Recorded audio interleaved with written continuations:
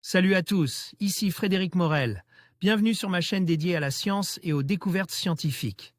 Si vous êtes passionné par l'exploration de notre univers et les avancées scientifiques, pensez à vous abonner. Aujourd'hui, on plonge dans un sujet fascinant qui repousse les limites de notre compréhension. Allons-y. Bonjour à tous. Dans cette vidéo, je vous emmenais explorer un sujet fascinant. Comment des vagues sculptent le paysage sur des mondes au-delà de la Terre dans notre système solaire. Nous allons découvrir ensemble des planètes et des lunes où l'eau, sous différentes formes, joue un rôle essentiel dans la formation de paysages incroyables. Préparez-vous à être émerveillés par des paysages extraterrestres façonnés par des forces naturelles que nous pouvons à peine imaginer. Alors, attachez vos ceintures et plongeons dans cet univers fascinant. Baignade déconseillée. Bien que de nombreux lacs aient été observés à la surface de Titan, cette grande lune de Saturne présente des conditions si froides que l'eau sous forme liquide y est impossible. Les lacs et rivières y sont donc remplis de méthane liquide. Une nouvelle étude suggère d'ailleurs que ces étendues d'hydrocarbures seraient agitées par des vagues. Des rivières, des lacs et des mers. Mais pas d'eau. Sur Titan, lune de Saturne, c'est le méthane liquide qui léchait le rivage et tombe en pluie sur le paysage. Confirme en 2007 par la sonde Cassini de la NASA, cet incroyable environnement extraterrestre n'a de cesse de fasciner les scientifiques.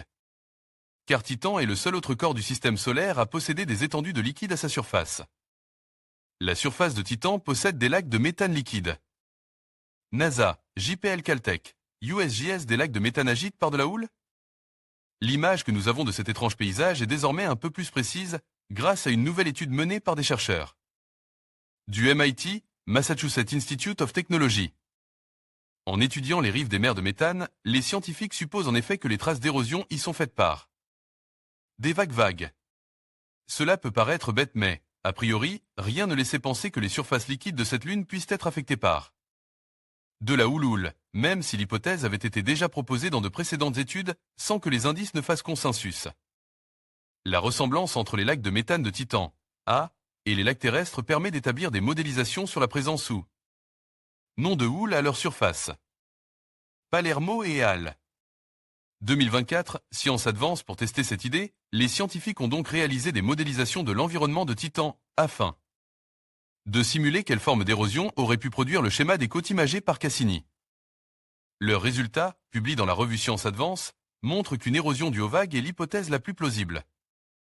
Reste à confirmer ce résultat par des observations directes. Mieux comprendre le climat et l'environnement de Titan. Savoir si les mers de Titan sont agitées par des vagues ou non pourrait permettre de mieux comprendre le climat de cette lune. Et de définir, par exemple, la force et la direction des vents.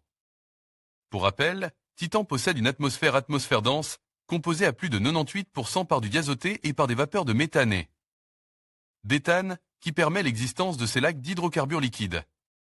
Cette lune, qui est plus grande que Mercure, est souvent considérée comme un analogue de la Terre primitive, mais avec des conditions beaucoup plus froides.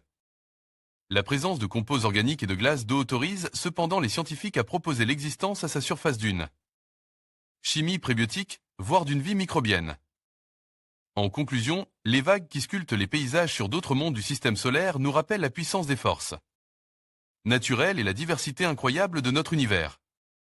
Que ce soit sur les surfaces glacées de Europe ou les océans tumultueux de Titan, ces phénomènes nous offrent un aperçu fascinant des processus géologiques et atmosphériques qui façonnent ces planètes lointaines. En continuant à explorer et à étudier ces environnements, nous enrichissons notre compréhension de la dynamique planétaire et, peut-être, de la vie elle-même. Merci de nous avoir accompagnés dans ce voyage à travers les merveilles du cosmos.